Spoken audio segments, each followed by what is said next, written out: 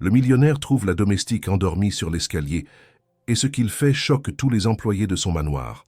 Le vent d'automne soufflait doucement sur les collines, caressant les feuillages dorés qui parsemaient le sol d'un tapis crissant.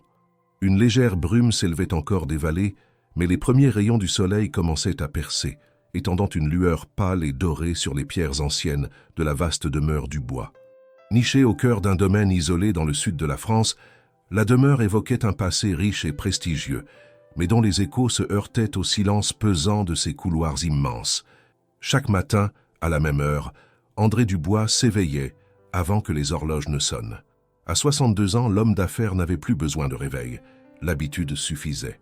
Il avait acquis sa fortune dans l'immobilier et les investissements industriels, une carrière jalonnée de décisions froides, de négociations serrées et de succès retentissants.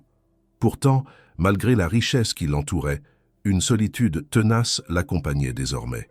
Ni enfants, ni famille proche, seulement des employés discrets qui faisaient tourner la maison avec la précision d'un mécanisme bien huilé. Ce matin-là, comme à son habitude, André descendit le grand escalier central. Le parquet ciré reflétait les lumières tamisées des appliques murales et une odeur légère de cire d'abeille flottait dans l'air. Mais quelque chose, au détour de cette routine minutieusement orchestrée, capta son attention. Il s'arrêta net. Sur le palier, étendu à même le sol, juste à côté du tapis persan qui ornait le haut de l'escalier depuis 3 générations, gisait une silhouette inhabituelle. Marie, une des employées de maison, dormait là, profondément, presque paisiblement. Son uniforme était propre mais froissé, et ses cheveux bruns, habituellement attachés avec rigueur, cascadaient librement sur ses épaules. Un filet de lumière matinale caressait son visage fatigué, révélant des cernes prononcées et une expression d'épuisement qu'André n'avait jamais remarquée auparavant. Il resta là, figé. Il connaissait Marie, pas personnellement bien sûr, car il ne liait jamais de conversation avec son personnel. Mais il l'avait croisée de nombreuses fois. Elle était discrète, efficace, toujours polie. Ce matin, pourtant, elle n'était plus une simple employée dans son champ de vision périphérique. Elle était humaine, vulnérable et visiblement à bout de force. Une vague d'inconfort monta en lui, non pas à cause de la situation en elle-même, mais en raison de ce qu'elle révélait sur sa propre cécité sociale. Combien de fois était-elle passée devant lui, fatiguée, sans qu'il ne la voie vraiment? Il n'osa pas la réveiller. Un élan d'empathie rare chez lui le poussa à faire autrement. Il descendit lentement les marches restantes, silencieusement, puis appela la gouvernante, mademoiselle Lefebvre. Elle accourut presque immédiatement, l'air inquiet. « Ne faites pas de bruit, dit-il à voix basse. Regardez là-haut. » Elle leva les yeux et son visage s'assombrit en apercevant Marie. « Elle a travaillé tard hier soir, monsieur, » murmura-t-elle. « Elle a voulu terminer les draps pour les chambres d'amis. Elle a refusé que je l'aide. » André hocha lentement la tête, les lèvres pincées. « Faites en sorte qu'on la transporte doucement dans la chambre d'amis du premier étage, qu'on la laisse dormir autant qu'il le faut, et je veux qu'on parle, vous et moi, aujourd'hui. » La gouvernante acquiesça en silence, impressionnée. Elle connaissait son employeur depuis plus de 15 ans, et jamais elle ne l'avait vu s'attarder ainsi sur la condition d'un employé. Quelques heures plus tard, dans le petit salon de lecture transformé pour l'occasion en bureau informel, André s'assit avec mademoiselle Lefebvre. Un carnet et un stylo devant lui, il commença à poser des questions, d'abord de manière méthodique, presque froide, comme s'il conduisait une réunion d'entreprise. Mais plus les réponses venaient, plus son visage se fermait, non par colère, mais par une forme de culpabilité sourde. Les heures supplémentaires étaient courantes, les pauses, souvent sacrifiées, les salaires, inférieurs à la moyenne régionale. Il n'avait jamais demandé. Il avait présumé que tout allait bien. Après tout, personne ne s'était plaint. « Et pourquoi personne ne m'en a parlé ?» demanda-t-il enfin. La gouvernante hésita, puis répondit avec une douceur mesurée. « Parce qu'ils ont peur, monsieur. Vous êtes un homme impressionnant et distant. Ils n'ont jamais osé. » Ce constat le frappa de plein fouet. Distant, impressionnant. Voilà donc l'image qu'il projetait. Il comprit alors que la solitude qu'il ressentait n'était pas le fruit du hasard, mais le résultat d'années passées à ériger des murs autour de lui. Murs de pouvoir, murs de silence, murs d'indifférence. Dans l'après-midi, il prit des décisions concrètes. Il convoqua le comptable personnel et ordonna une réévaluation immédiate des salaires. Il contacta une entreprise spécialisée dans la gestion du bien-être au travail pour instaurer de nouveaux protocoles de pause et de récupération.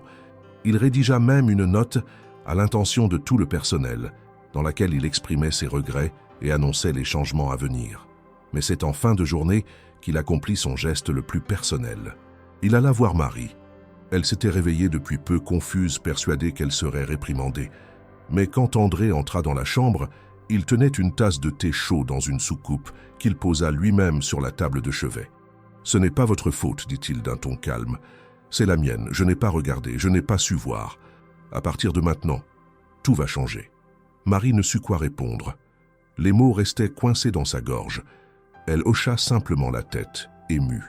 Dans ce simple échange, quelque chose se brisa, ou plutôt quelque chose s'ouvrit. Une brèche dans le quotidien figé de la maison, une ouverture vers autre chose. Et tandis que le jour s'éteignait lentement derrière les collines, André Dubois comprit que ce matin-là, en découvrant une employée endormie sur un tapis, il avait aussi découvert quelque chose de plus grand, la possibilité de redonner du sens à sa vie. La lumière matinale filtrait à travers les rideaux épais de la chambre d'amis, projetant des ombres douces sur les murs tapissés de motifs floraux anciens. Marie se réveilla lentement, le corps encore engourdi, l'esprit confus. Durant quelques secondes, elle ne reconnut pas l'endroit où elle se trouvait. Le matelas était moelleux, les draps délicatement parfumés, et le silence apaisant tranchait avec les bruits quotidiens du dortoir des employés. Elle se redressa lentement, sentant une douleur sourde dans les épaules et les jambes. En jetant un coup d'œil autour d'elle, ses yeux s'arrêtèrent sur la tasse de thé à moitié vide, posée sur la table de chevet. L'image floue de M. Dubois, debout dans cette même pièce, lui revint alors. Avait-elle rêvé cette scène? Lui avait-il réellement apporté du thé? Elle n'en était plus certaine. Mais la réalité lui parut d'autant plus étrange qu'en ouvrant la porte de la chambre, elle fut accueillie non par une remontrance comme elle l'avait craint, mais par le sourire sincère de mademoiselle Lefebvre. « Bonjour Marie », dit la gouvernante d'un ton étonnamment doux. « Comment vous sentez-vous » ?« Un peu perdue, répondit-elle, la voix hésitante. « Je suis désolée. Il n'y a rien à pardonner. Monsieur Dubois vous attend dans le petit salon. Il souhaite vous parler. » Ces mots suffirent à faire battre son cœur plus vite. Elle descendit lentement les escaliers, chaque pas réveillant un souvenir de fatigue accumulée. La demeure, d'habitude si froide et impersonnelle, semblait différente, comme si quelque chose d'invisible avait été déplacé dans ses fondations. En entrant dans le salon, elle trouva André assis dans un fauteuil en cuir, les mains croisées, un dossier ouvert devant lui. Il se leva dès qu'il la vit. « Marie, merci d'être venue. Je voulais vous remercier personnellement. Ce que vous m'avez involontairement montré hier a été un choc salutaire. Je n'ai jamais vraiment pris le temps de connaître ceux qui rendent cette maison vivante. C'est une erreur que je compte réparer. » Elle resta figée, surprise, cherchant ses mots. « Monsieur, je ne pensais pas que... » « Je sais, » l'interrompit-il avec calme. « Ce n'était pas un acte volontaire, mais cela a suffi. Et ce matin, je veux que vous sachiez que vous n'êtes pas seul. Aucun de vous ne l'est. Des changements sont en cours. Les salaires, les horaires, les conditions, tout cela va évoluer. Il est temps. » Elle hocha lentement la tête. Elle n'osait pas encore y croire. Combien de promesses avait-elle entendues au fil des ans, venant de gens qui n'avaient jamais tenu parole? Mais quelque chose dans le ton d'André semblait authentique, presque douloureusement sincère. Il ne s'agissait pas d'un discours préfabriqué. Il parlait avec la gravité d'un homme qui venait de se rendre compte qu'il avait été sourd pendant trop longtemps. Les jours suivants, un frémissement parcourut l'ensemble du personnel. Des réunions furent organisées, des horaires révisés. Un médecin du travail fut invité pour évaluer les conditions physiques des employés et une pièce autrefois inutilisée fut transformée en salle de repos. Les rumeurs allèrent bon train, mêlant incrédulité et espoir. Certains se méfiaient, d'autres espéraient un changement durable, mais tous sentaient que quelque chose, en profondeur, s'était mis en marche. Marie, quant à elle, devint sans le vouloir le point de départ de cette révolution silencieuse. Les autres employés lui jetèrent des regards différents, non pas de reproches, mais d'attente. Elle n'avait rien demandé, mais elle était devenue, malgré elle, le symbole d'une prise de conscience. Elle en ressentait un poids étrange, comme si chaque geste, chaque parole était désormais observée. Et pourtant, une part d'elle-même se sentait soulagée. Pour la première fois depuis longtemps, Elle ne portait plus seule le poids de sa fatigue. André, de son côté, passait de plus en plus de temps à observer. Il délaissait les écrans de ses portables, les chiffres de ses portefeuilles d'actions pour se concentrer sur les visages. Il les découvrait un à un, apprenant les prénoms, les parcours, les habitudes. Il était stupéfait de constater à quel point il avait ignoré des détails essentiels. Luc, le jardinier, avait une fille en situation de handicap. Chantal, la cuisinière, venait chaque jour depuis un village à 40 km, prenant 2 bus avant l'aube. Même mademoiselle Lefebvre, si discrète, vivait seule avec sa mère malade depuis des années. Chacun portait son fardeau, accomplissait ses tâches avec rigueur, souvent au prix de son propre bien-être. Et lui, dans son isolement doré, n'avait rien vu. Un soir, alors qu'il déambulait dans les couloirs désormais moins silencieux, il aperçut Marie dans la salle de lecture. Elle triait des livres avec soin, nettoyant les reliures anciennes. Il s'approcha doucement. « Vous aimez la lecture ?» Elle sursauta légèrement, puis acquiesça. « Oui, beaucoup.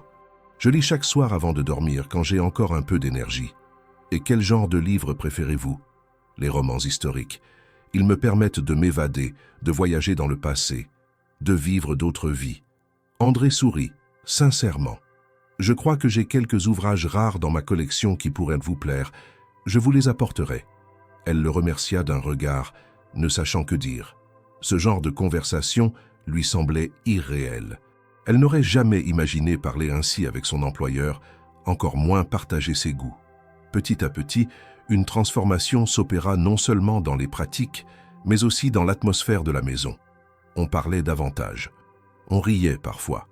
On travaillait toujours avec rigueur, mais plus personne ne se sentait invisible. Même les repas du personnel, auparavant silencieux et rapides, s'allongeaient légèrement, ponctués de discussions sincères. La maison elle-même semblait respirer différemment, comme si les murs avaient absorbé le changement et le reflétaient désormais. Mais ce renouveau avait aussi ses résistances. Certains membres du personnel plus ancien restaient méfiants. Ils avaient vu trop de promesses avortées dans d'autres lieux, trop de patrons changer d'attitude pour quelques jours seulement. Ils attendaient la chute, persuadés que cet élan ne durerait pas. André le savait. Il ne pouvait pas leur en vouloir. Il leur faudrait du temps, et il était prêt à le leur donner. Ce qu'il ignorait encore, c'est que ce cheminement intérieur, cette ouverture soudaine à l'humanité de ceux qui l'entouraient, allait le transformer bien au-delà de la gestion de sa demeure. Car en redonnant leur dignité à ses employés, il commençait aussi à redonner du sens à sa propre existence. La routine, cette force invisible qui façonne les jours sans qu'on y prête attention, commença à perdre de sa rigidité dans la demeure du bois. Au fil des semaines, les habitudes anciennes, ancrées par des années de silence et de distance, commencèrent à se fissurer doucement. Chaque changement, aussi discret soit-il, résonnait dans les murs de la maison comme un souffle nouveau. André, désormais plus présent dans les espaces communs, se montrait sous un jour que personne n'avait anticipé. Il posait des questions, écoutait les réponses sans interrompre, partageait même parfois des souvenirs personnels, chose inimaginable quelques mois plus tôt. Le personnel, au début surpris, répondit d'abord avec réserve. On lui répondait avec prudence, par des phrases mesurées, comme si le moindre mot pouvait être mal interprété. Mais peu à peu, les barrières se relâchaient. Il n'était plus ce spectre silencieux, aperçu de loin, accompagné de ses conseillers ou absorbé dans ses pensées. Il devenait un homme parmi les autres, avec ses regards fatigués, ses questions sincères, ses maladresses aussi lorsqu'il tentait de se rapprocher de ceux qu'il avait longtemps ignorés. Ce changement de dynamique n'était pas brutal, mais profond. Chaque échange, chaque geste porté avec attention, ajoutait une pierre à ce nouveau lien entre le maître de maison et ceux qui la faisaient vivre. Un matin, alors qu'une fine pluie tombait sur les jardins, André se rendit à l'atelier situé près des serres, où Luc, le jardinier, réparait ses outils. L'odeur de terre mouillée et de métal huilé remplissait l'air. Luc leva les yeux, étonné de voir son employeur dans cet espace qu'il n'avait jamais visité. « Bonjour Luc, vous avez un moment ?» Le jardinier se redressa lentement, essuya ses mains sur un chiffon épais et hocha la tête, sans cacher sa surprise. « Bien sûr, monsieur. J'aimerais comprendre comment vous organisez l'entretien du domaine. Je n'ai jamais réellement su ce que cela impliquait. » Luc, d'abord méfiant, répondit simplement.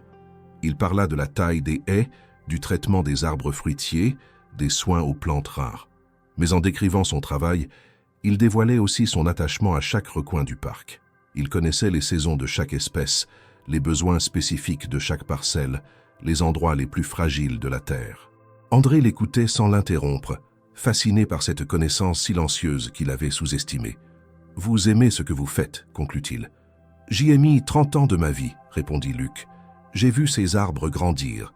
Je les connais mieux que certaines personnes. » Ce respect, exprimé sans ostentation, toucha André plus qu'il ne l'aurait cru. Il découvrait que la loyauté ne se mesurait pas seulement par les années de service, mais par l'attention portée aux moindres détails. Ce fut à partir de ce jour qu'il décida de mettre en valeur le travail de chaque employé. Une nouvelle initiative fut lancée. Un mur dans la bibliothèque principale, jusque-là vide, fut transformé en galerie de portraits. Chaque membre du personnel y serait photographié, accompagné d'un court texte décrivant son rôle, ses années de service et, s'il le souhaitait, un souvenir ou une passion personnelle. L'idée, bien que simple, provoqua des réactions variées. Certains refusèrent d'abord, gênés à l'idée de s'exposer. D'autres acceptèrent timidement, mais au fur et à mesure que les premiers portraits furent accrochés, l'effet se fit sentir. Les employés n'étaient plus invisibles. Ils avaient un visage, un nom, une histoire. Marie, elle, observa cette évolution avec une attention particulière. Depuis sa mésaventure au sommet de l'escalier, elle était devenue, sans le vouloir, une figure silencieuse de ce changement. Mais elle refusait d'être placée au centre. Elle continuait son travail avec la même rigueur, évitant les éloges ou les regards trop appuyés. Ce fut mademoiselle Lefebvre qui la convainquit, un soir, d'accepter d'être photographiée. « Ce que tu as vécu a permis à d'autres de respirer. Ce mur, ce n'est pas une vitrine, c'est une reconnaissance. » Marie accepta, à contre-cœur. Lorsqu'on l'interrogea sur ce qu'elle voulait écrire à côté de sa photo, elle répondit simplement « J'essaie de faire de mon mieux, chaque jour. » Cette phrase, anodine en apparence, toucha profondément ceux qui la lisaient, car elle reflétait ce que beaucoup ressentaient sans jamais l'exprimer. Pendant ce temps, les relations au sein du personnel se modifièrent également. Le regard que chacun portait sur l'autre changeait. On se découvrait autrement. On partageait des repas, mais aussi des anecdotes, des rires, parfois même des silences chargés de respect. L'ambiance dans les couloirs, autrefois froide et mécanique, devenait plus humaine. Les horaires aménagés permettaient à certains de revoir leur famille plus souvent. Des après-midi libres furent institués à tour de rôle et une prime de transport fut instaurée pour ceux venant de loin. Ces mesures concrètes, bien que simples, avaient un impact considérable. Un vendredi soir, André décida d'organiser une rencontre informelle dans la grande salle à manger, habituellement réservée aux réceptions de prestige. Le personnel fut invité à y dîner, sans uniforme, en tant qu'invité. Certains furent réticents, pensant à une forme de théâtre social. Mais lorsqu'ils entrèrent dans la pièce, décorée avec soin, et qu'ils virent André les accueillir personnellement, un silence ému s'installa. « Ce soir, dit-il en levant son verre, vous êtes ici chez vous. Je veux que vous sachiez que rien de ce que vous faites n'est insignifiant. Cette maison vit grâce à vous, et je suis honoré de vous avoir à mes côtés. » Les mots étaient simples, sans emphase, mais leur sincérité désarma. Ce soir-là, autour de la table, les rires furent plus nombreux que prévu. Les discussions glissèrent d'un sujet à l'autre, et même ceux qui avaient prévu de partir tôt restèrent plus longtemps, savourant cet instant inédit. Le repas marqua un tournant. Ce n'était plus seulement la maison de Monsieur Dubois. C'était un lieu où les barrières hiérarchiques, sans disparaître complètement, devenaient moins infranchissables. À la fin de la soirée, alors que les derniers invités quittèrent la salle, Marie s'attarda un instant. André s'approcha. « Tout va bien ?» demanda-t-il. Elle le regarda avec un sourire discret. « Oui, monsieur. C'est juste la première fois que je me sens vraiment ici. » Il ne répondit pas tout de suite. Il comprit que ces mots, venus du cœur, valaient plus que tous les discours. La brèche ouverte dans les habitudes n'était plus une faille. C'était une ouverture vers autre chose, vers un avenir où chacun, quelle que soit sa place, pourrait se sentir à sa juste valeur. Les jours s'enchaînaient dans une continuité douce, presque irréelle, comme si le rythme même de la maison avait été réécrit.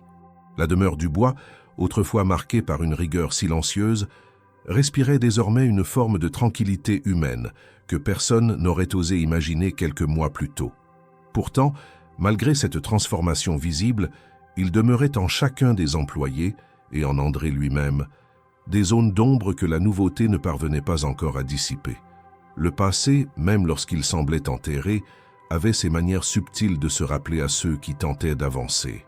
Et dans cette nouvelle atmosphère plus ouverte, certaines vérités commencèrent à remonter, portées par les regards, les confidences involontaires ou de simples gestes laissés sans explication. Marie, qui avait toujours été d'une discrétion presque effacée, se surprenait parfois à parler davantage. Non pas pour raconter sa vie, mais pour réagir, commenter, sourire, là où elle aurait gardé le silence auparavant. Pourtant, derrière ses yeux clairs, une fatigue persistante trahissait une profondeur que peu osèrent questionner. Un après-midi de fin novembre, alors que la pluie battait violemment les vitres de la grande salle de repassage, elle fut surprise par la visite d'André. Il portait un dossier sous le bras, mais l'abandonna sur une chaise dès qu'il entra. « J'ai pensé que je pourrais vous aider à trier ces draps », dit-il d'un ton maladroit. Marie leva les yeux, interloquée, avant de sourire, sans moquerie, mais avec un étonnement sincère. « Vous savez repasser, monsieur ?»« Absolument pas, répondit-il en riant doucement. « Mais je peux apprendre. » Ils passèrent ainsi près d'une heure ensemble, dans un échange à la fois léger et inattendu. Marie, d'abord tendue, s'adoucit au fil des minutes. André, maladroit avec le fer à repasser, enchaînait les erreurs, faisant rire Marie plus qu'il ne l'aurait imaginé. Ce moment, pourtant insignifiant, marqua une inflexion dans leur relation. En quittant la pièce, André sentit une gêne nouvelle en lui. Pas un malaise, mais une question silencieuse qu'il ne savait encore formuler. Ce fut mademoiselle Lefebvre, quelques jours plus tard, qui lui donna une première piste presque sans le vouloir. Alors qu'il faisait le point sur l'organisation de la fête de fin d'année, la gouvernante glissa une remarque anodine. « Marie a perdu sa mère l'hiver dernier. Elle ne s'en est jamais remise, je crois. Elle n'en parle pas, mais cela se voit dans sa façon de fuir certaines dates. » André resta silencieux. Il n'était pas homme à poser des questions personnelles, mais cette information le troubla. Il se souvenait d'avoir vu au début de l'année Marie absente durant quelques jours. Il n'avait pas cherché à savoir pourquoi. À l'époque, cela ne le concernait pas. Aujourd'hui, cela lui semblait inconcevable. Il repensa à cette nuit où elle s'était endormie sur le tapis et comprit que cet épuisement n'était pas seulement physique, mais chargé de douleur intérieure. Le lendemain, il la trouva dans la bibliothèque, en train de replacer des livres. Il l'observa un instant avant de parler. « Vous venez souvent ici. J'aime le silence de cette pièce, » répondit-elle simplement. Il hocha la tête. Il hésita un moment, puis, bravant sa retenue, ajouta « Mademoiselle Lefebvre m'a dit que vous avez perdu votre mère. » Marie se figea. Elle ne leva pas les yeux tout de suite. Lorsqu'elle le fit, son regard n'exprimait ni colère, ni tristesse, mais une forme de résignation douloureuse. Elle était tout ce qu'il me restait. Depuis, je fais ce que je peux pour ne pas penser. André ne répondit pas tout de suite. Il sentit qu'aucun mot ne serait suffisant. Mais il ne voulait pas fuir cette conversation, comme il l'aurait fait autrefois. Il s'assit, sans rien dire, à côté d'elle. « Je n'ai jamais connu mon père, » dit-il après un long silence. « Et ma mère est morte quand j'avais à peine 20 ans. Je crois que je n'ai jamais vraiment pris le temps de faire le deuil. » Marie tourna légèrement la tête vers lui, surprise. Elle ne s'attendait pas à cette confession. Le silence qui suivit ne fut pas gênant, mais habité. Deux solitudes, jusque-là parallèles, se reconnaissaient enfin. Dans les jours qui suivirent, cette brèche dans leurs échanges permit d'autres confidences.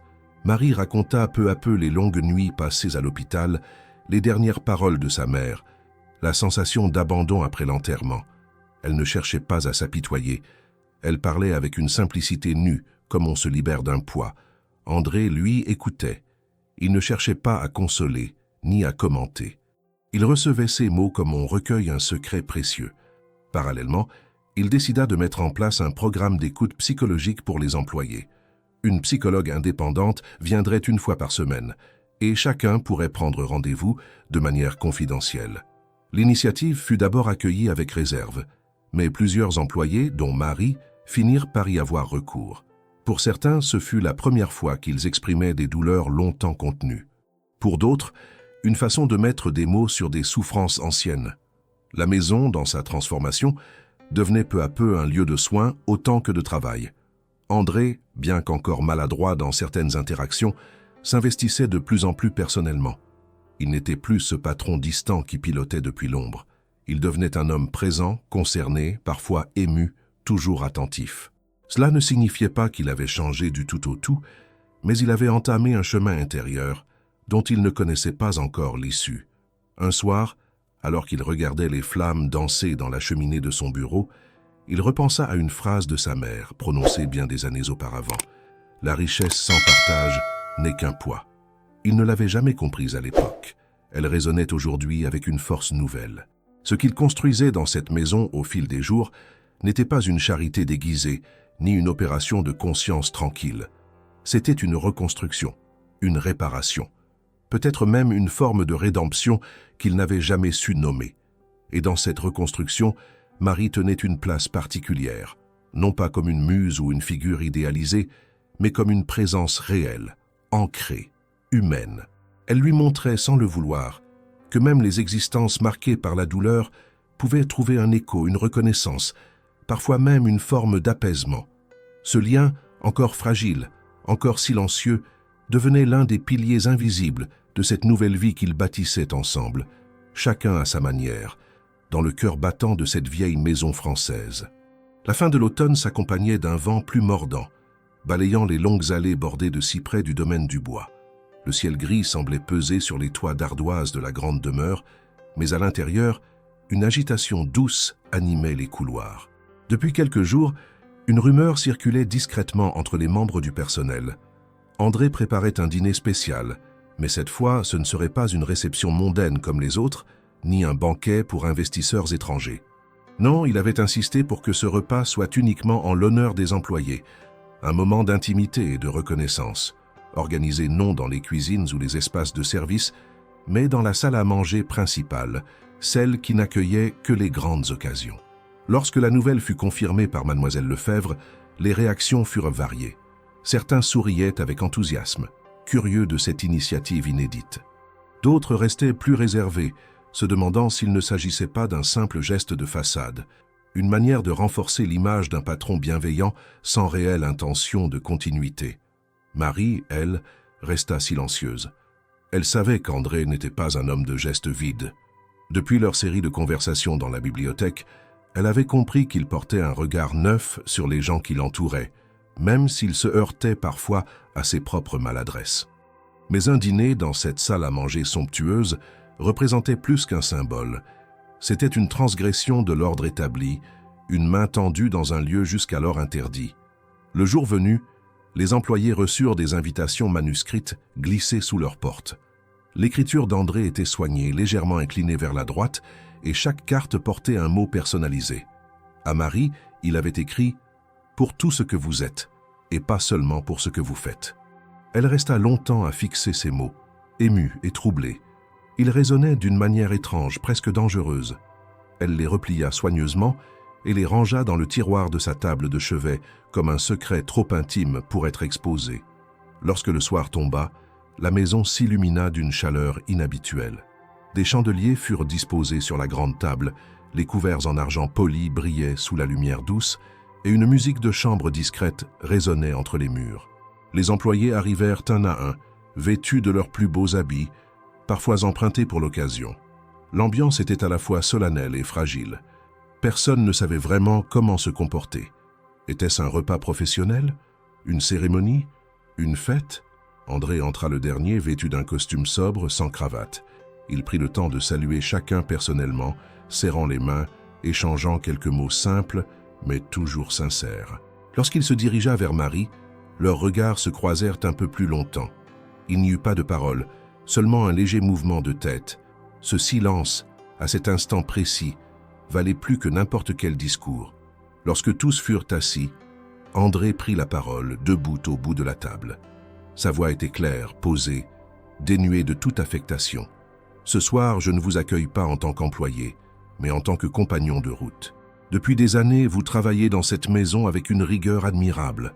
Et pendant tout ce temps, je suis passé à côté de vous, absorbé par mes affaires, mes préoccupations, mes solitudes. Mais cela change. Ce repas n'est pas une récompense, c'est une reconnaissance et une promesse. » Il s'interrompit un instant, regardant chacun dans les yeux. « À partir d'aujourd'hui, je ne veux plus vivre ici comme un homme seul, entouré de présences silencieuses. Je veux vivre ici avec vous, dans un respect mutuel, dans une écoute partagée.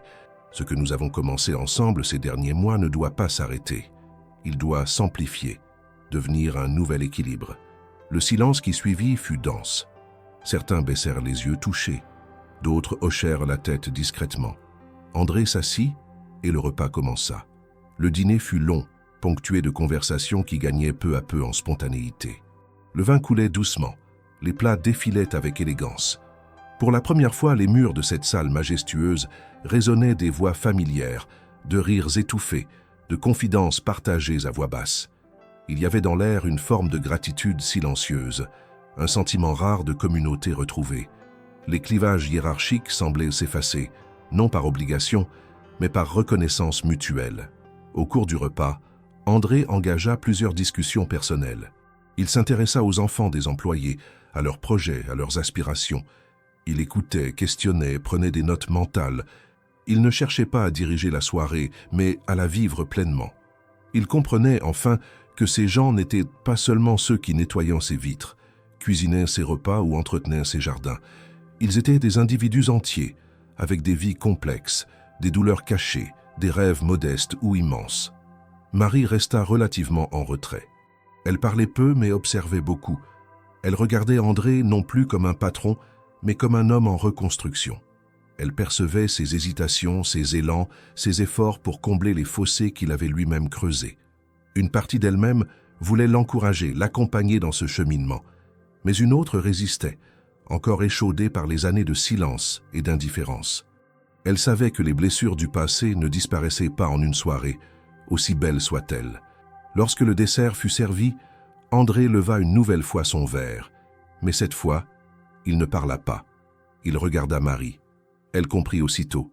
Elle hocha la tête, se leva lentement et dit simplement « Merci, monsieur Dubois. Pas pour le dîner, mais pour nous voir enfin. » Un silence suivit ces mots.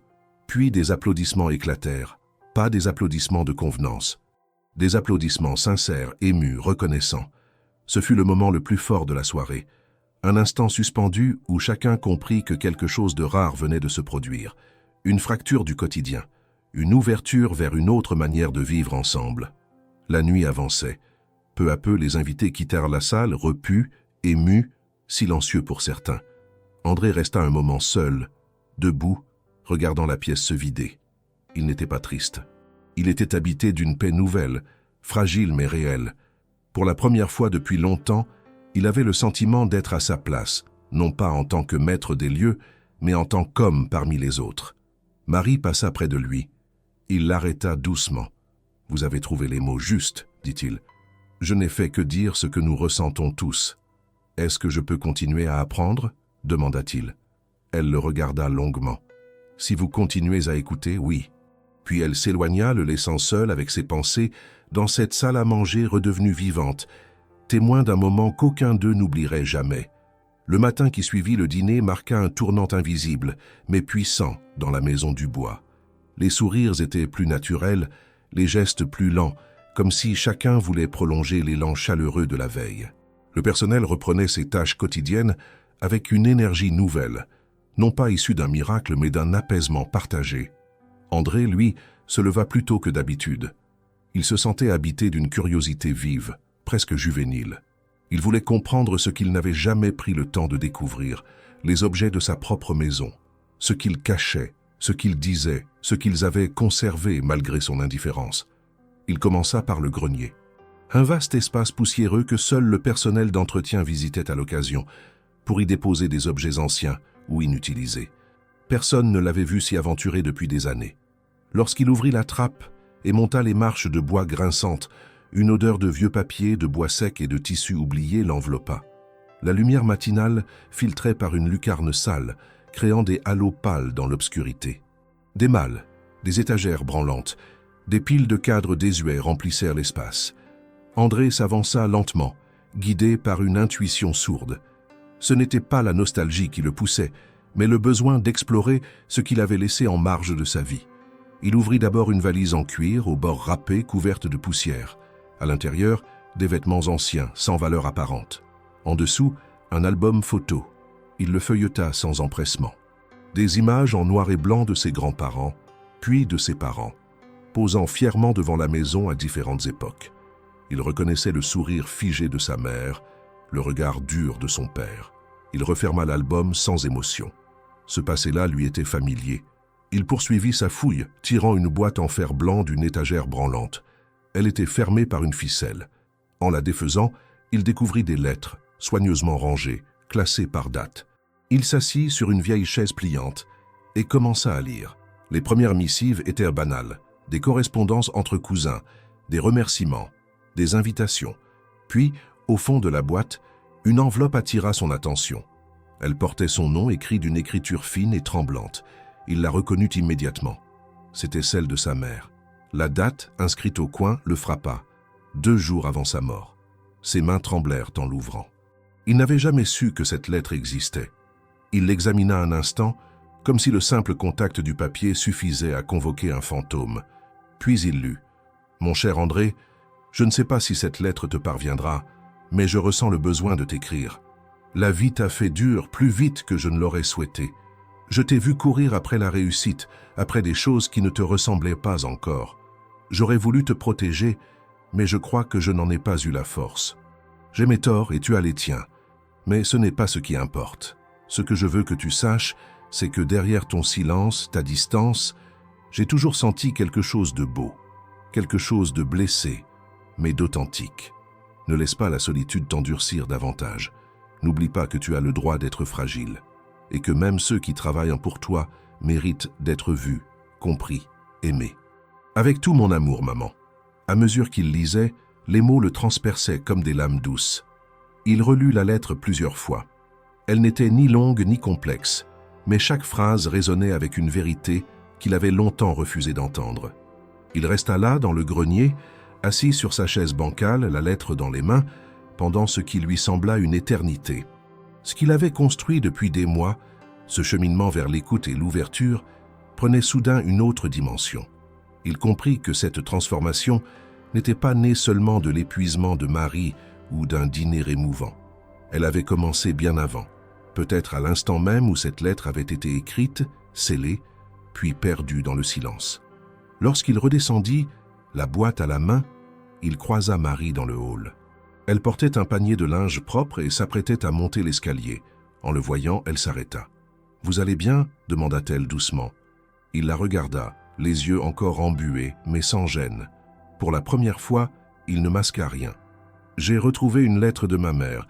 Elle me disait exactement ce que je découvre maintenant, que j'avais oublié de voir les gens autour de moi. » Marie posa le panier, s'approcha lentement. « Et maintenant que vous la relisez, que ressentez-vous » Il prit une inspiration. « Je me sens en retard, mais pas perdu. » Elle le fixa longuement, puis hocha la tête. « Il n'est jamais trop tard, monsieur Dubois. Ce que vous construisez ici le prouve. » Cette simple phrase allégea sa poitrine. Il lui tendit la boîte. « Il y a d'autres lettres là-dedans, des choses que je ne connais pas. J'aimerais les lire avec quelqu'un, avec vous, si vous le voulez bien. » Marie resta silencieuse un moment. Elle comprenait ce que ce geste signifiait. Ce n'était pas une demande légère. C'était une ouverture, une vulnérabilité offerte sans défense. Elle accepta d'un mouvement de tête et ensemble, ils prirent la direction du petit salon. Les jours suivants furent marqués par ces lectures partagées. Chaque après-midi, ils s'installaient dans la lumière douce de la pièce, et Marie lisait à voix haute les lettres du passé. Certaines étaient anodines, d'autres révélatrices. Parfois, ils riaient, parfois, ils pleuraient. Ce rituel nouveau tissait entre eux un fil d'intimité que ni l'un ni l'autre n'avaient anticipé. Ce n'était pas une romance, ni une amitié traditionnelle. C'était une reconnaissance mutuelle, une alliance née de la mémoire, du deuil et de la réconciliation. Peu à peu, André commença à parler de sa mère autrement, non plus comme d'un souvenir figé, mais comme d'une femme avec ses forces, ses erreurs, ses espoirs. Marie, elle, évoqua sa propre mère avec plus de douceur, moins de douleur. Les deux femmes absentes semblaient dialoguer à travers eux comme si leurs histoires s'entremêlaient pour mieux réparer les vivants. Et dans ce lien silencieux, entre une lettre oubliée et deux âmes blessées, naquit une forme de guérison que ni André ni Marie n'avaient recherchée, mais qu'ils accueillirent comme un cadeau inattendu. L'hiver s'était installé sans fracas, enveloppant la campagne française d'un manteau d'humidité et de givre discret. Les arbres nus bordant les chemins paraissaient figés dans une contemplation silencieuse, tandis que le vent, plus incisif, s'engouffrait dans les couloirs de la vieille bâtisse. La demeure Dubois, pourtant massive, semblait elle aussi s'être laissée gagner par ce climat intérieur. Le feu crépitait plus souvent dans les cheminées, les pièces étaient chauffées avec plus de constance, et les allées du jardin, désormais peu fréquentées, portèrent la trace du passage rare de quelques bottes. Le personnel se concentrait sur les tâches essentielles. Les journées paraissaient plus longues, les heures plus lourdes, comme si l'hiver avait ralenti non seulement les gestes, mais aussi les pensées. Dans cette ambiance feutrée, les absents commencèrent à prendre plus de place que les présents. Le changement dans la maison, amorcé par la prise de conscience d'André, avait apporté des bienfaits tangibles, mais il avait également soulevé des douleurs enfouies, des silences gardés trop longtemps. Ce que l'on croyait apaisé ressurgissait parfois sans crier gare. Chaque membre du personnel semblait soudain porter un souvenir, une perte, une histoire qui refaisait surface à mesure que les barrières s'effondraient. Il n'était plus question de cacher sa peine derrière l'uniforme ou de dissimuler les larmes dans l'ombre d'un couloir. Un jour, alors que Marie aidait à ranger les décorations de Noël dans un ancien placard du 2e étage, elle trouva une boîte de papier jaunie appartenant à une ancienne gouvernante, décédée depuis des années. Elle y lut des extraits de journaux intimes, des listes d'achats, des notes de service, mais aussi des lettres sans destinataire, écrites à la main, racontant une vie de travail effacée, de loyauté silencieuse et une profonde solitude. Ce témoignage oublié la bouleversa. Elle descendit avec la boîte, la posa sur la table de la cuisine du personnel et lut à haute voix un passage émouvant. « J'ai tant aimé cette maison, mais je n'y ai jamais eu de place. Mon nom ne figure nulle part. On me reconnaissait par mes clés, jamais par mon regard. » Le silence qui suivit cette lecture fut glacial. Chacun savait que cette femme aurait pu être n'importe lequel d'entre eux. Ce texte résonnait comme une mise en garde, un rappel brutal de ce que signifie vivre dans l'ombre. Marie regarda André, qui était entré discrètement dans la pièce en entendant les derniers mots. Il n'ajouta rien. Il s'approcha, prit la boîte entre ses mains, la serra contre lui, et ressortit sans mot dire. Ce silence fut plus puissant qu'un discours. Quelques jours plus tard, il fit venir un sculpteur local. Il avait pris une décision sans en parler à personne.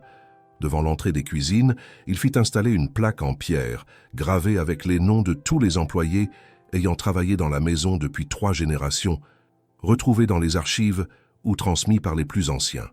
En bas, une phrase simple, tirée de la lettre retrouvée. « Rien ne dure sans les mains qui portent. » Lors de l'inauguration, personne ne parla. Les regards posés sur la pierre disaient tout, la reconnaissance, la réparation, mais aussi le poids des absents, ceux que personne n'avait jamais remerciés de leur vivant. André, qui jusque-là évitait les hommages, sentit que cette pierre faisait partie de son propre deuil. Il ne s'agissait pas uniquement d'un hommage aux autres. Il voyait en elle le reflet de sa propre mère, de son père absent, de sa jeunesse solitaire, de ses années passées à bâtir un empire sans en mesurer le prix humain. Cette plaque n'était pas une simple gravure, c'était une confession de pierre, un acte de mémoire inscrit dans les fondations mêmes de la maison. Mais les absents ne vivaient pas uniquement dans les souvenirs ou les lettres retrouvées. Ils s'exprimaient aussi à travers les gestes interrompus, les mots jamais prononcés, les départs inexpliqués. Un soir, Luc, le jardinier, frappa timidement à la porte du bureau d'André. Il portait une enveloppe dans la main, et son regard fuyait celui du maître de maison. « Je voulais vous dire que je pars. Ma fille a besoin de moi à plein temps. Sa santé ne s'améliore pas, et je ne peux plus me contenter de lui rendre visite les week-ends. » André se leva immédiatement. « Vous avez pensé à un congé, à une aide médicale, à une solution avec le personnel ?» Luc secoua la tête. « Ce n'est pas une décision prise à la légère. Vous avez fait beaucoup pour nous tous, monsieur Dubois.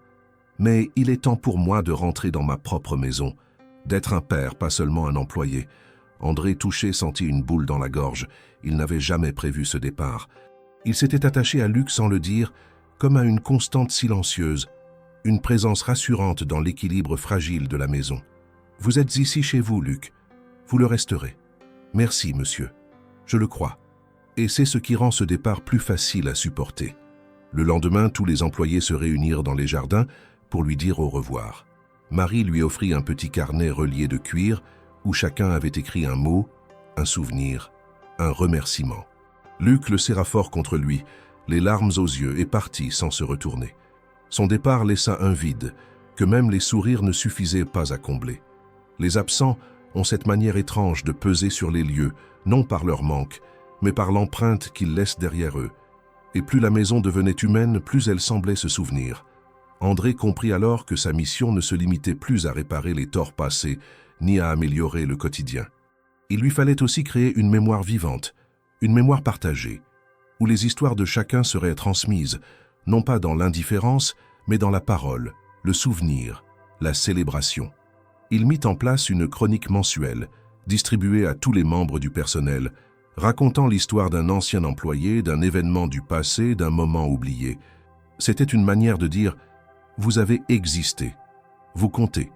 Et dans cette maison où les absents retrouvèrent leur place, les vivants apprenaient peu à peu à habiter autrement le présent. Lorsque l'on portait le nom Dubois dans cette région de France, on héritait d'un silence particulier, fait de respect distant, de crainte déguisée, d'une forme d'admiration figée dans les gestes des commerçants, des voisins, des notables locaux. Ce nom, André l'avait longtemps porté comme un manteau de pierre. Il avait été pour lui un rempart, une protection, mais aussi un fardeau invisible. Depuis l'enfance, il lui avait été répété que ce nom représentait une lignée d'autorité, de réussite, de contrôle. À l'école, il n'était pas André, il était le petit Dubois. Plus tard, à l'université, on le regardait avec méfiance ou intérêt calculé, selon que l'on appartenait ou non à son monde. Même dans ses premiers échecs professionnels, le nom le précédait, l'excusait, parfois l'écrasait. Il n'avait jamais remis en question cette identité. Il en avait accepté les règles, les attentes, les codes, jusqu'à se fondre entièrement dans l'image attendue de l'héritier, du stratège, du bâtisseur. Il n'y avait jamais eu de place pour le doute ou la faiblesse.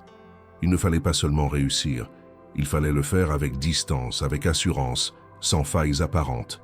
C'était cela, être un Dubois. Et c'est précisément cette armure qui s'était fissurée au contact de Marie, des autres employés, de cette maison qu'il avait redécouverte à travers leurs yeux. Ce qu'il avait cru immuable commençait à se délier, comme un nœud trop longtemps ignoré. Un matin d'hiver, alors que le vent frappait les volets avec insistance, André se rendit au bureau de notaire qui s'occupait depuis toujours des affaires de la famille. Ce bureau, situé dans une bâtisse austère du centre-ville, respirait l'ordre ancien. Les dossiers y étaient encore classés à la main, les meubles en bois massif semblaient sortir d'un autre siècle, et le silence régnait avec autorité. Monsieur Clément, le notaire âgé qui connaissait André depuis sa jeunesse, l'accueillit avec le respect habituel, mais non sans un soupçon de curiosité. « Vous m'avez demandé de ressortir les documents liés à votre grand-père », dit-il en ouvrant un vieux registre. « Cela remonte à plus de 50 ans. Il y a ici les actes de propriété, quelques lettres et un document que vous n'aviez jamais consulté. » André prit le dossier tendu par le notaire. Parmi les papiers jaunis, il trouva une lettre non datée, adressée à un ami inconnu. Elle avait été écrite par son grand-père, Augustin Dubois, un homme qu'il n'avait connu que par les récits distants de sa mère et quelques photographies sévères. Il lut les lignes écrites d'une main ferme, mais marquées par une nervosité inhabituelle. « J'ai construit cette maison pour abriter les miens, mais je crains d'avoir bâti une forteresse. J'y ai élevé mon fils dans la discipline, sans jamais lui dire que je l'aimais. J'ai dirigé mes affaires comme un général, sans jamais écouter ceux qui m'entouraient. Je ne sais pas si cela fait de moi un homme fort ou un homme seul. Le nom Dubois survivra, mais à quel prix ?» Ces mots le frappèrent avec une violence qu'il n'attendait pas. Ils ressemblaient étrangement aux réflexions qu'il habitait depuis quelques mois. Pour la première fois, il comprit que le poids de ce nom ne venait pas seulement de l'extérieur. Il s'était transmis comme un héritage de silence, d'autorité froide, de fierté blessée. Il n'était pas le premier à porter ce poids. Il en était le dernier maillon visible. De retour à la maison, il resta de longues heures enfermé dans son bureau. Il relisait cette lettre, comparait l'écriture de son grand-père à celle de sa propre mère, tentait de relier les morceaux d'une histoire familiale faite de non-dits, de décisions unilatérales, de solitude imposée comme un style de vie. Il comprit que son propre comportement, ses distances avec les employés, son refus de s'attacher, trouvaient leurs racines là, dans ces phrases écrites à la main par un homme disparu avant même sa naissance. Il décida alors de briser ce cycle. Non par révolte, mais par fidélité à ceux qu'il n'avait jamais entendus. Ce n'était pas renier le nom Dubois, c'était lui redonner un sens. Il commença par réunir l'ensemble du personnel dans le grand salon, une pièce autrefois réservée aux invités de prestige. Il leur présenta la lettre de son grand-père, la lut à haute voix sans trembler, puis déclara « Je crois qu'il est temps que ce nom signifie autre chose. Il ne doit plus être synonyme de silence ou de distance. À partir d'aujourd'hui, je veux que la maison Dubois soit une maison de parole, de mémoire, de lien. Et cela ne se fera pas sans vous. » Ces mots ne déclenchèrent pas d'ovation, mais ils installèrent un respect nouveau. Pour la première fois, les employés comprenaient que leur patron ne cherchait pas seulement à faire le bien. Il cherchait à comprendre, à réparer, à transmettre autrement. Cette quête de sens résonnait avec leur propre parcours, leurs propres héritages, souvent marqués par des absences, des sacrifices, des loyautés invisibles. Marie, en écoutant la lettre, sentit une émotion étrange l'envahir. Elle repensa à son propre père, parti tôt, jamais revenu, et à sa mère qui avait porté seule le poids de leur nom modeste, sans jamais se plaindre. Elle comprenait ce que représentait ce geste d'André, une tentative fragile mais courageuse de réécrire une lignée, non pas en effaçant le passé, mais en l'éclairant autrement. Dans les jours qui suivirent, André fit apposer dans la bibliothèque un nouveau meuble. Une armoire de bois clair, vitrée, contenant les lettres de ses ancêtres, les journaux retrouvés, les témoignages du personnel, les chroniques mensuelles. Il l'appela la mémoire vivante. Chaque mois, un nouvel élément y serait ajouté. Ce n'était pas un musée. C'était un lieu de passage, de réflexion, d'humanité. Il y fit graver une phrase de sa mère. « Ce que tu transmets, ce n'est pas ton nom, mais ce que tu en fais. » Et ainsi, à travers une lettre oubliée et un nom porté comme une chaîne, André Dubois commença à redéfinir l'héritage de toute une famille, non par des discours ou des gestes spectaculaires, mais par une série d'actes discrets, sincères, partagés. Des actes qui, peu à peu, redonnaient à ce nom une dimension qu'aucune fortune n'aurait pu lui offrir, celle d'un lien vivant entre le passé, le présent, et ceux qui viendraient un jour frapper à la porte de cette grande maison des collines. L'hiver s'attardait encore sur les collines, mais dans l'air glacé flottait déjà une promesse de renouveau. Les journées s'allongeaient imperceptiblement, et les rayons du soleil, bien que pâles, retrouvaient une chaleur timide. Dans la maison du bois, les habitudes avaient évolué au point qu'on ne se souvenait plus vraiment de l'ancien ordre. Les regards étaient plus francs, les échanges plus ouverts, et les silences plus confortables. Cependant, un événement inattendu vint perturber cette tranquillité nouvelle, comme une pierre tombée dans un lac paisible, dessinant des cercles de tension autour de chaque visage. Tout commença par une lettre.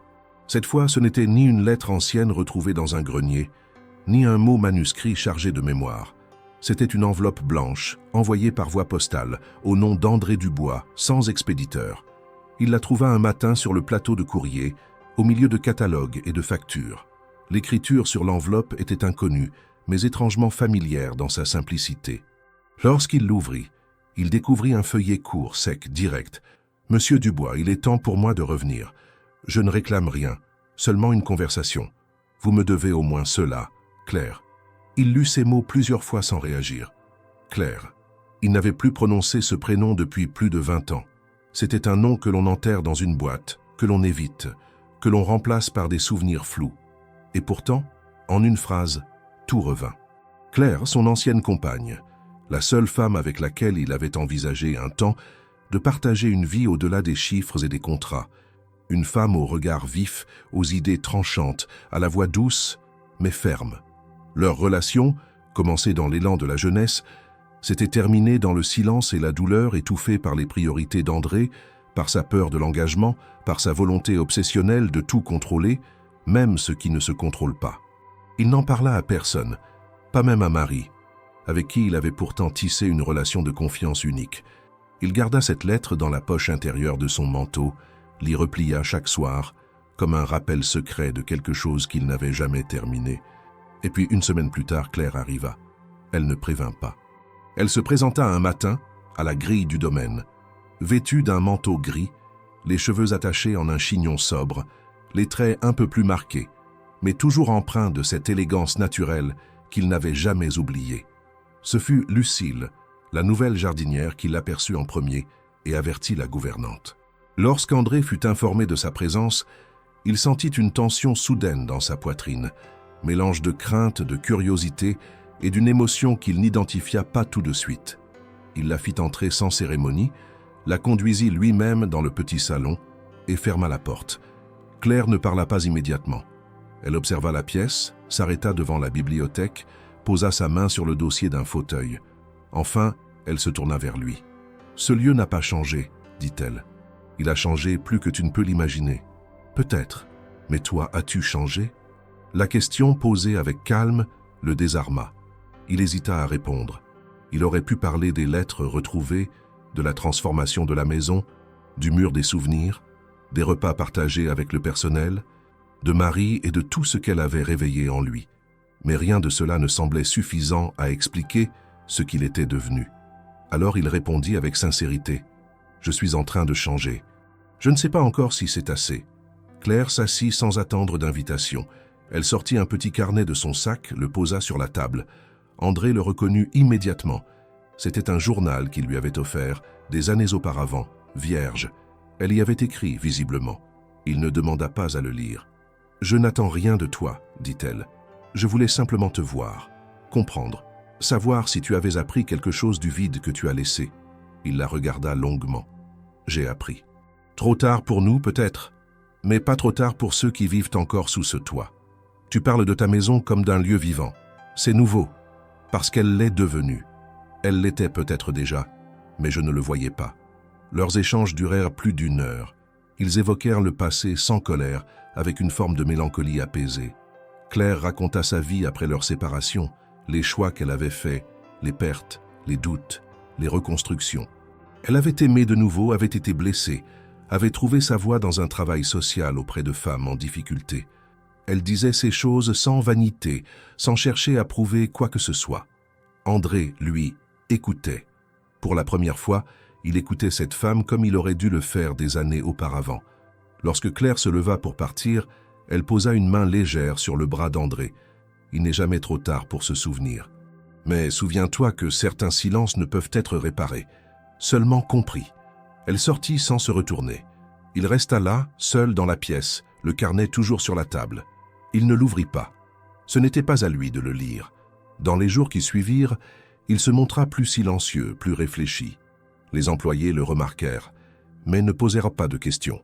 Marie, elle, sentit que quelque chose avait été remué. Elle attendit, patiente. Qu'un soir, alors qu'ils rangeaient ensemble les documents dans l'armoire de la mémoire vivante, André parla. « Une femme que j'ai aimée est revenue. Juste un instant. Pas pour reprendre quoi que ce soit, pour voir ce que j'étais devenu. » Et moi, je ne savais même pas quoi lui répondre. Marie ne répondit pas tout de suite. Puis, calmement, « Le simple fait qu'elle soit venue prouve que vous comptez encore, même dans l'absence. » André acquiesça.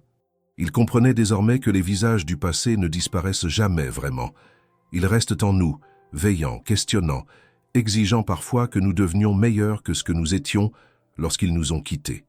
Et il savait, sans aucun doute, que cette rencontre, aussi brève soit-elle, l'aiderait à continuer sur le chemin qu'il s'était enfin décidé à suivre.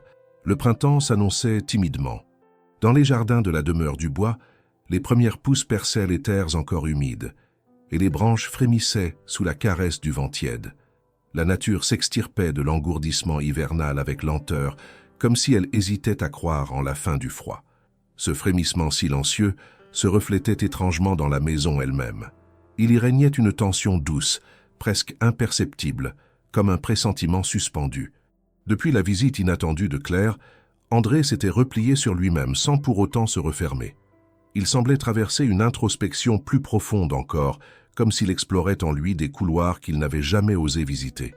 Marie, quant à elle, observait ce changement avec une lucidité mêlée d'inquiétude.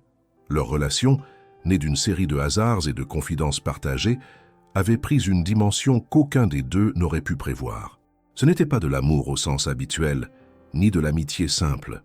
C'était un lien subtil, fait de respect, de silences lourds de sens, de regards échangés dans les couloirs, de gestes discrets. Depuis quelques semaines, ce lien semblait se tendre, comme s'il arrivait à un point de bascule.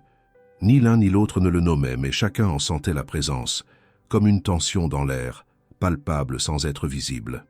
Un soir, alors que la lumière du crépuscule baignait les vitres de reflets dorés, André proposa à Marie de l'accompagner pour une promenade dans les jardins. Il n'avait jamais fait une telle demande auparavant. Elle accepta sans poser de questions, sentant que ce moment aurait un poids particulier.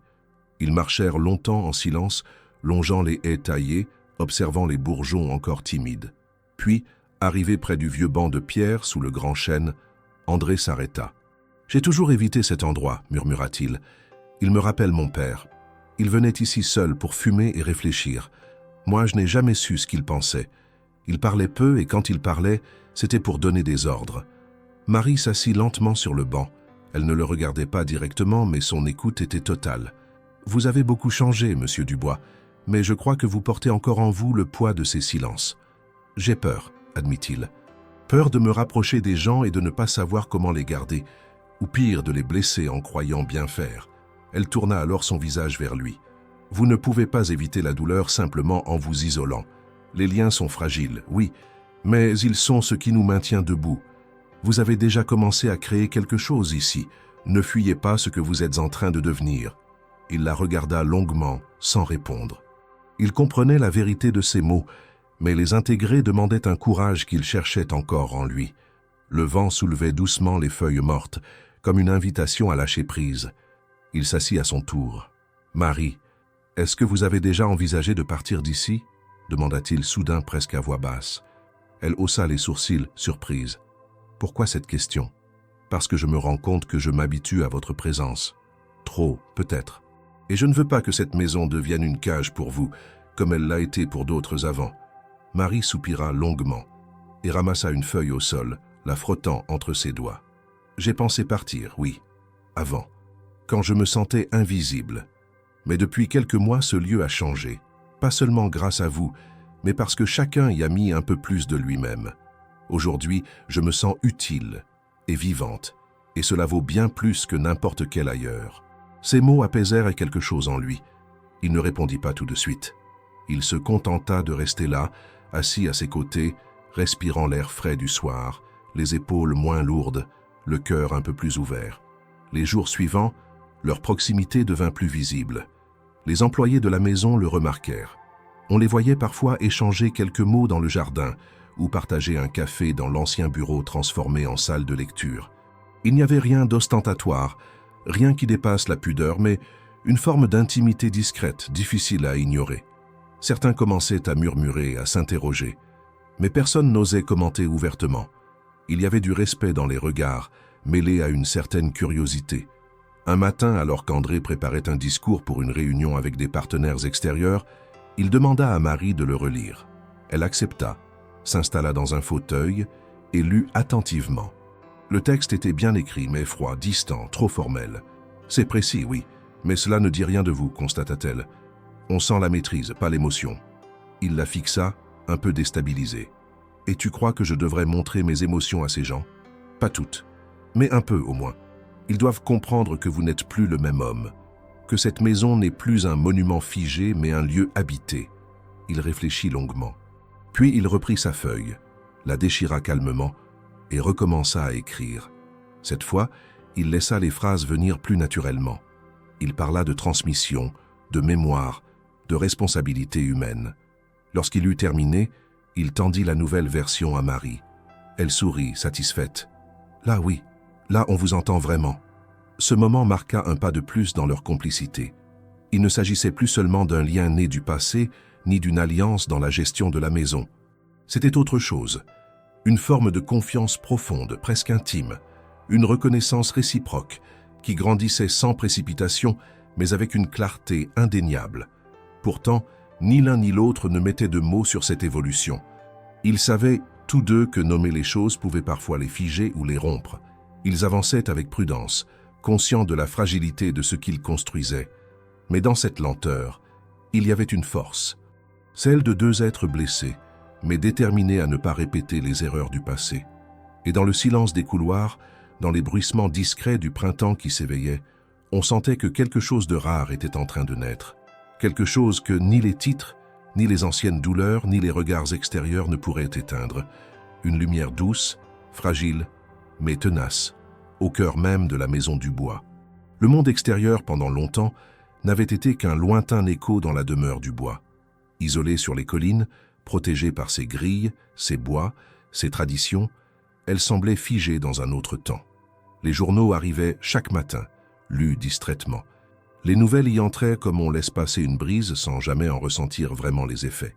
Pourtant, à mesure que les saisons passaient et que les murs de la maison s'imprégnaient de ce changement intérieur, l'extérieur commença à frapper plus fort. Ce ne fut pas une intrusion brutale, mais un glissement progressif, une fracture lente mais inévitable entre la quiétude construite à l'intérieur et les tensions qui montaient au-delà des grilles. Tout débuta par des lettres anonymes, glissées sous la grille principale au petit matin, que l'on retrouvait parfois pliées dans les interstices du portail. D'abord rares, elles se multiplièrent. Elles portaient des mots amers, parfois agressifs. Certains accusaient André de jouer au philanthrope pour redorer son image. D'autres prétendaient que les transformations dans la maison n'étaient que du théâtre pour masquer des injustices plus profondes. Les employés, d'abord choqués, tentèrent de les ignorer. Mais l'insistance finit par laisser des traces. On se mit à parler à voix basse, à douter de certains regards extérieurs, à craindre le jugement des voisins, des familles, du village en contrebas. Marie découvrit un matin l'une de ses lettres, pliée sur le banc du jardin où elle avait l'habitude de lire. Le papier était humide de rosée, les mots griffonnés à la hâte. « Tu crois qu'il t'aime ? Il te regarde comme il regarde ses meubles. Un jour, il t'oubliera. » Elle resta là un long moment, la lettre à la main, incapable de décider si elle devait la déchirer, la montrer ou simplement la laisser s'envoler. Lorsqu'elle en parla à André, il ne dit rien pendant plusieurs secondes. Puis, d'un ton grave, « Le monde n'aime pas les fissures dans les ordres établis. Ce que nous construisons dérange. Et tout ce qui dérange appelle la violence. » Mais au fond de lui, ces lettres ravivaient ses propres doutes. Et si tout cela n'était qu'un leurre? Et si sa volonté de transformation n'était qu'un réflexe tardif, une façon de se racheter auprès de lui-même? Il ne remit pas en question la sincérité de ses gestes, mais la légitimité de leur portée. Pouvait-on vraiment réparer ce qui avait été négligé si longtemps? Marie le vit s'éloigner peu à peu, non physiquement, mais dans son regard. Il recommença à se perdre dans ses pensées, à s'isoler dans son bureau, à se taire plus souvent qu'il ne parlait. La complicité qui les liait, pourtant forte, devint plus fragile, comme un fil tendu entre deux rives qui dérivaient lentement. L'arrivée de journalistes, quelques semaines plus tard, acheva de faire basculer l'équilibre. Un article avait été publié dans un hebdomadaire régional, évoquant le millionnaire repenti, décrivant André comme un homme qui, vieillissant, tentait de racheter sa conscience en jouant au mécène bienveillant. La photo montrait la façade de la maison, et en contre-plongée, un portrait peu flatteur d'André pris à son insu, accentuant sa solitude apparente. Le texte, bien que nuancé, avait suffi à faire venir une équipe de télévision, des curieux, des blogueurs. La maison, autrefois si discrète, devint le théâtre d'un spectacle involontaire. André refusa toute interview, toute caméra, toute mise en scène. Il fit poser un panneau discret à l'entrée du domaine. Propriété privée. Respectez notre silence. Mais le mal était fait. Les employés se sentaient observés, scrutés, parfois même moqués. Les plus anciens parlaient de démission, d'autres se renfermaient. La dynamique patiemment bâtie au fil des mois semblait se fissurer. Un soir, Marie retrouva André seul dans la salle à manger vide, les volets fermés, les chandeliers éteints. Il tenait entre ses mains l'un des premiers journaux de la maison, une chronique écrite des mois plus tôt sur la mémoire des anciens employés. « Tout ce que nous avons fait, est-ce que ça valait vraiment la peine ?» demanda-t-il sans lever les yeux. Elle s'approcha, se plaça derrière lui, posa doucement une main sur son épaule. « Vous vous posez la mauvaise question. Ce n'est pas « est-ce que ça valait la peine ?» C'est « est-ce que vous êtes prêt à continuer malgré tout ?» Il se redressa lentement, comme un homme sortant d'un cauchemar. « Je suis fatigué, Marie. Fatigué de lutter contre des ombres. Ce ne sont pas des ombres, ce sont des projections, des peurs. Mais ce que vous avez changé ici est réel, et ceux qui vivent avec vous le savent. » Il tourna enfin la tête vers elle. Il lut dans son regard non de la pitié, mais de la force. Il y puisa l'énergie qui lui manquait. Le lendemain matin, il convoqua tout le personnel. Dans le grand salon, ils s'installèrent en cercle. André, debout au centre, prit la parole. Des mots nous ont été jetés, des regards posés sans comprendre. Certains doutent de nos intentions. Moi aussi, parfois. Mais je refuse de laisser les voix extérieures briser ce que nous avons bâti. Alors je vous propose une chose. Ouvrons nos portes, une fois par mois. Pas aux curieux, ni aux journalistes, mais à ceux qui veulent comprendre. Partageons ce que nous avons appris, ce que nous vivons ici. Non pour nous justifier, mais pour transmettre. Le silence qui suivit fut dense. Puis Lucille, la jeune jardinière, leva la main. Et si on créait une journée de mémoire vivante? On pourrait faire visiter la maison, raconter son histoire, montrer la galerie des anciens, faire entendre les voix que personne n'a jamais écoutées. Marie sourit. C'était une idée juste, belle, simple. André approuva. Et ainsi, ce qui aurait pu être une défaite se transforma en un nouvel engagement. Les portes s'ouvriraient, non par faiblesse, mais par choix. Et ceux qui viendraient, s'ils venaient avec sincérité, repartiraient transformés, comme l'avait été André, comme l'avait été Marie, comme l'était désormais cette maison des collines, autrefois repliée sur elle-même, aujourd'hui prête à rayonner malgré les fractures du dehors. Le ciel était d'un bleu limpide ce matin-là, sans nuages ni menaces, comme s'il s'accordait à la décision prise par la Maison du Bois. Depuis plusieurs semaines, tous les employés, sous l'impulsion d'André et de Marie, s'étaient mobilisés pour organiser cette première journée de mémoire vivante. Ce n'était pas une exposition, ni une fête, ni un événement destiné à flatter l'ego du propriétaire. C'était un choix assumé, celui de partager une histoire, de montrer l'envers du décor, de faire entendre les voix que le silence des murs avait longtemps étouffées. André voulait ouvrir les portes non pour paraître, mais pour faire voir. Il voulait démontrer que le changement pouvait se vivre, s'incarner, s'expliquer et peut-être même inspirer. L'annonce avait été discrète. Quelques affiches dans le village, une lettre envoyée à la mairie, un simple communiqué dans le journal local. Pas de caméra, pas de célébrités, pas de journalistes invités. Les visiteurs seraient des voisins, des habitants de la région, des familles curieuses ou touchées par ce qu'elles avaient entendu dire. Le message était clair. Venez si vous voulez comprendre. Restez si vous voulez écouter. Dès 8 heures, l'agitation régnait dans toute la demeure. Marie coordonnait les derniers préparatifs avec une précision tranquille. Dans la bibliothèque, les vitrines avaient été nettoyées, les documents classés, les lettres anciennes réorganisées. Chaque pièce avait été préparée non pour impressionner, mais pour accueillir. Des photos des anciens employés avaient été encadrées et posées sur des chevalets dans le grand hall. Les objets de la vie quotidienne, outils de jardinage, tabliers, carnets de commandes, clés anciennes, formaient une sorte de musée vivant de la maison, à hauteur d'homme. Lucille, la jardinière, avait balisé un parcours à travers les jardins, avec des petites pancartes racontant l'histoire de chaque arbre, de chaque banc, de chaque recoin. Chantal, la cuisinière, préparait une grande table d'accueil avec des pâtisseries traditionnelles et des boissons fraîches. Tout était prêt mais sans faste. Il n'y avait pas de luxe exhibé, seulement de la sincérité dans chaque détail. À 10 heures précises, les premières familles arrivèrent. Une mère avec ses enfants, un couple d'anciens employés venus de loin, des jeunes du lycée voisin. Le portail s'ouvrait lentement, et la maison, comme une vieille dame que l'on aide à sortir de sa réserve, semblait respirer un air nouveau. André les accueillait à l'entrée, debout, sans cérémonie, les mains dans les poches. Il saluait chacun, remerciait pour leur présence, sans formules apprises. Il ne jouait pas un rôle. Il était là, simplement, pleinement. Les visites se faisaient en petits groupes, guidés par les employés eux-mêmes. Chacun racontait sa version de la maison, ses souvenirs, ses émotions. Marie guidait les visiteurs dans la bibliothèque, leur montrait la lettre de la première gouvernante, racontait comment ce document avait bouleversé l'organisation même du travail. Elle lisait parfois à voix haute quelques extraits, et les visiteurs écoutaient en silence, certains visiblement émus, d'autres songeurs. Dans une des pièces du rez-de-chaussée, un montage audio diffusait les voix enregistrées des anciens employés, grâce à des témoignages recueillis au fil des mois. On entendait des phrases simples. « J'ai nettoyé cette pièce pendant 20 ans. J'ai vu grandir les enfants de la maison. Je me souviens du jour où j'ai pensé partir et de celui où j'ai choisi de rester. » Ces voix, portées par une bande sonore discrète, remplissaient la pièce d'une humanité bouleversante. Dans l'ancienne salle à manger, devenue pour l'occasion un lieu d'échange, Les visiteurs pouvaient écrire à leur tour un mot, une impression, une question. Un grand tableau blanc affichait une phrase au centre. « Qu'est-ce que cela change ?» de se souvenir. Les réponses s'accumulaient. Cela humanise. Cela oblige à voir l'invisible. Cela donne envie de faire mieux. Cela fait mal, mais ça libère.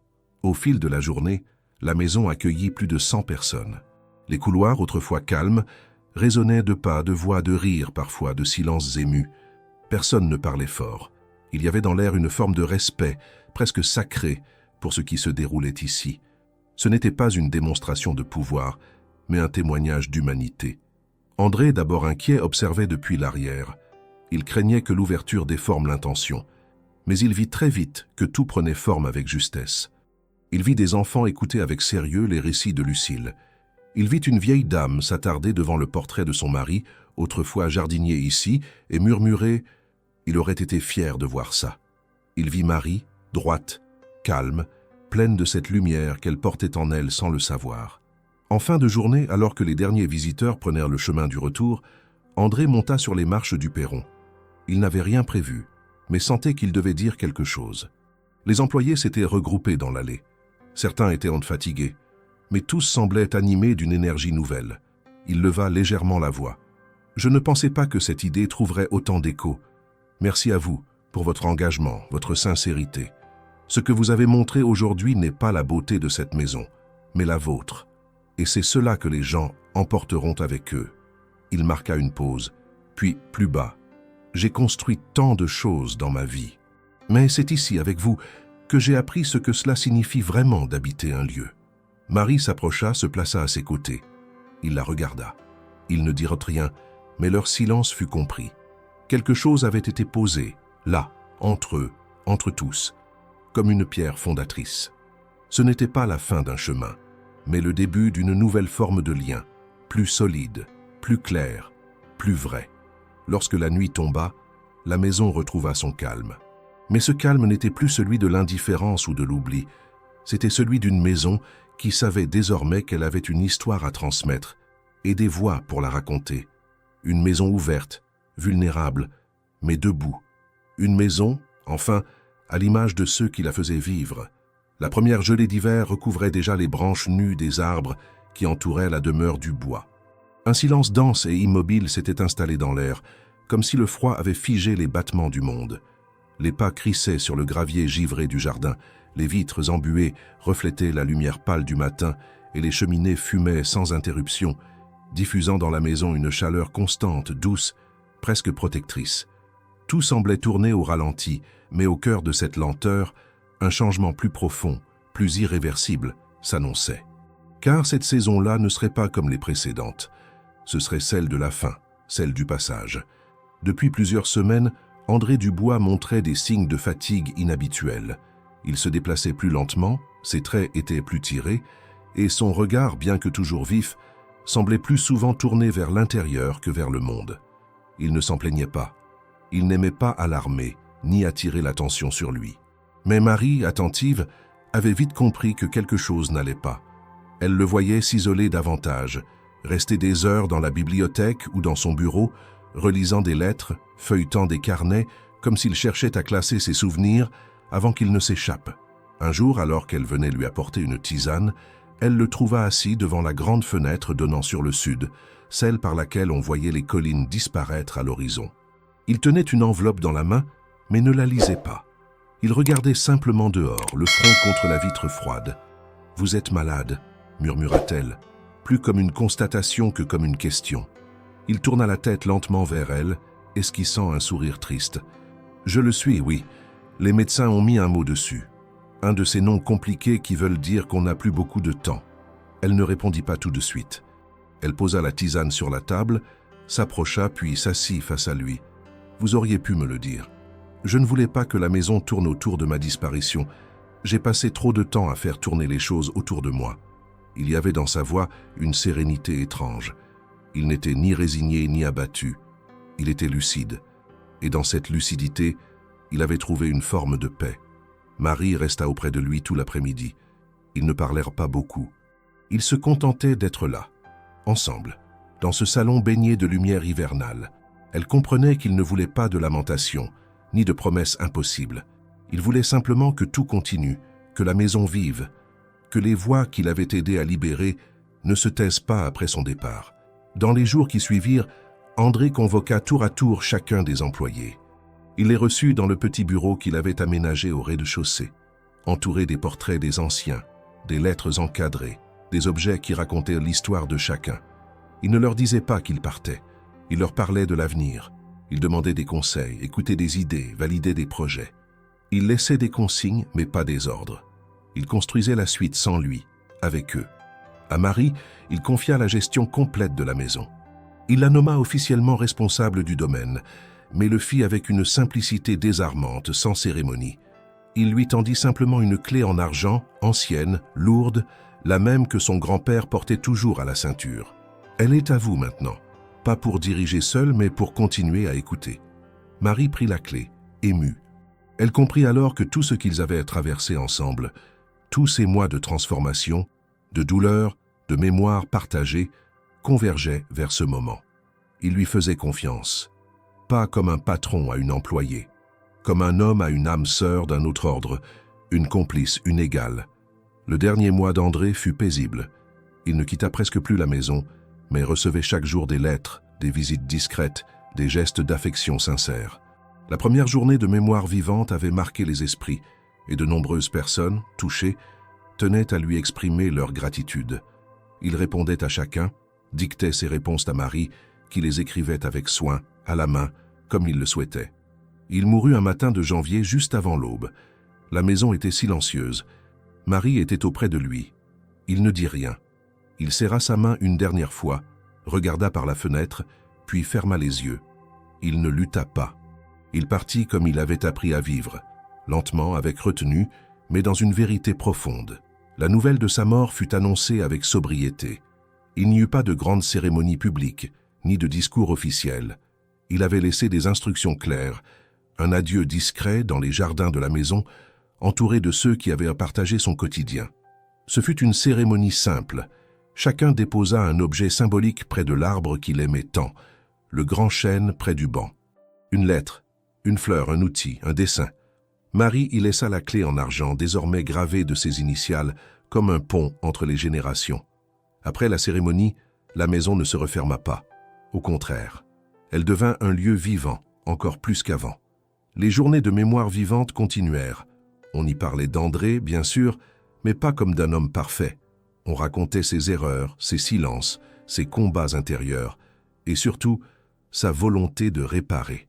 Son nom figurait désormais dans la galerie, au même titre que tous les autres. Une photo de lui, prise un soir d'été, sans pause, le regard tourné vers Marie, souriant légèrement, y fut installée avec une simple légende. Il a appris à voir. Marie, elle, continua à vivre dans la maison. Elle ne chercha pas à remplacer André, ni à effacer sa trace. Elle continua ce qu'ils avaient commencé ensemble. Elle écoutait, elle guidait, elle écrivait. Elle ajoutait des pages au grand livre de la mémoire. Et chaque matin, lorsqu'elle traversait le hall silencieux, elle sentait encore sa présence. Pas comme un fantôme, mais comme une voix douce, au fond de sa conscience, lui rappelant que chaque geste compte, que chaque silence peut être transformé, et que parfois une maison peut devenir un cœur battant, bien après que ses murs aient cessé de résonner des pas de ceux qui l'ont construite.